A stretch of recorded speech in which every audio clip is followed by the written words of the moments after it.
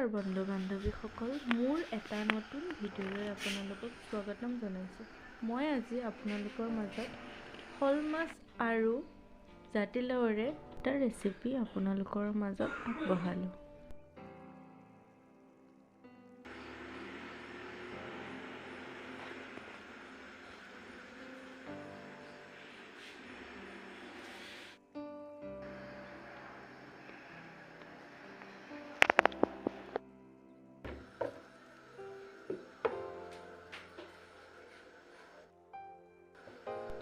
প্ৰথমতে আমি জাতিলাওটো ধুনীয়াকৈ কাটি ল'ম। বাকলিখিনি গুচাই ধুনীয়াকৈ জাতিলাওখিনি সৰু সৰু টুকুৰা কৰি তাৰ পাছত গোটেইখিনি ধুনীয়াকৈ আমি কুটি ল'ম।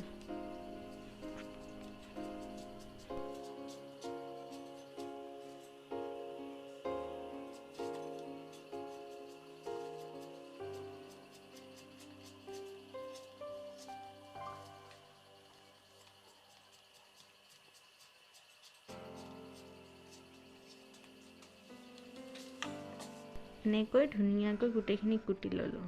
এতিয়া আমি তাত দিবলগীয়া ধনিয়াখিনি ধুনীয়াকৈ চাফা কৰি ল'লোঁ।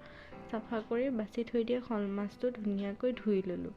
চাফাকৈ ধুই লোৱাৰ পাছত আমি এতিয়া আমি ধুনীয়াকৈ কাটি থৈ দিয়া জাতিলাওখিনি ধুই ল'ম।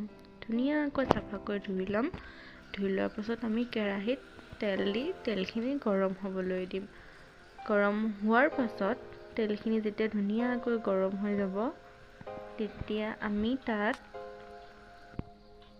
ধুনীয়াকৈ মাছখিনি ফ্ৰাই কৰি ল'ম। মাছখিনি অলপকৈ গোটেই মাছখিনি আমি ফ্ৰাই কৰি ল'ম।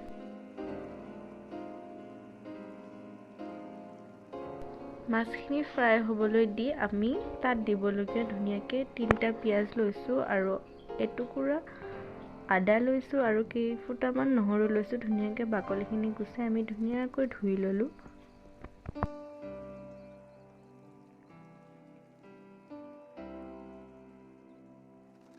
এইখিনি চাফা কৰি লোৱালৈকে আমাৰ মাছখিনি ধুনীয়াকৈ ফ্ৰাই হৈ গ'ল। দেখিলেনে? ধুনীয়াকৈ মাছখিনি ফ্ৰাই কৰি ল'লোঁ। এনেকৈ ধুনীয়াকৈ মাছখিনি ফ্ৰাই কৰি ল'ব। তাৰ পাছত আমি মাছ ভজা কেৰাহীটোতে আমি তাত অলপমান তেল দি তাত আমি কাটি থৈ দিয়া পিঁয়াজখিনি আৰু বটি থৈ দিয়া আদা নহৰু গুড়াখিনি ধুনীয়াকৈ আমি তেলত দি দিম। তেলত দি পেলাই আমি অলপ ধুনীয়াকৈ ভাজি ল'ম।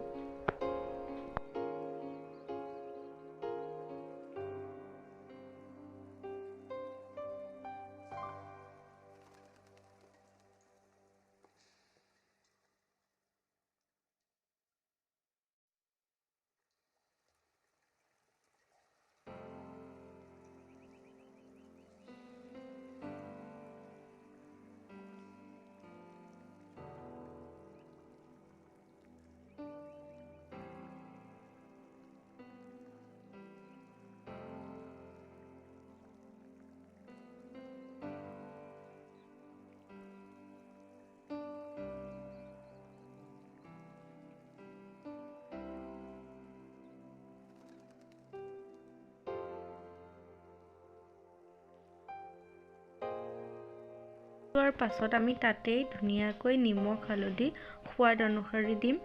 দি পেলাই আকৌ ধুনীয়াকৈ সেইখিনি অলপ টাইম ভাজি ল'ম।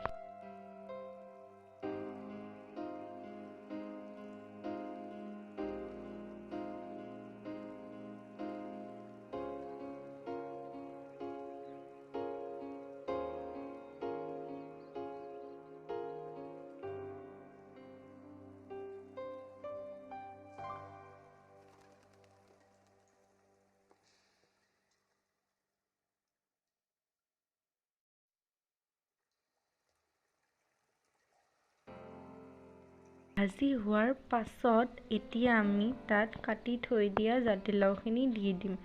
দি পেলাই আমি ধুনীয়াকৈ গোটেইখিনি দিয়াৰ পাছত হাতাখনেৰে গোটেইখিনি মিক্স কৰি দিম। মিক্স কৰি ধুনীয়াকৈ মিক্স কৰি লোৱাৰ পাছত আমি গোটেইখিনি ভাজি থাকিম।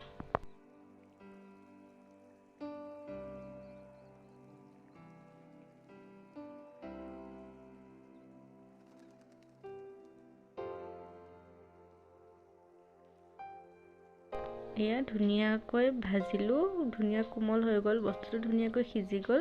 তাৰপাছত আমি গৰম কৰি থৈছিলোঁ অলপমান পানী, গৰম কৰি থোৱা পানীখিনি ধুনীয়াকৈ তাত বাকি দিম। বাকি দি তৰকাৰীখিনি যেতিয়া উতলিলে তাত মাছ দি দিম। মাছ দিয়াৰ পিছত ধুনীয়াকৈ আকৌ অকণমান উতলিবলৈ দিম। তাৰপিছত আমাৰ তৈয়াৰ হৈ যাব তৰকাৰী।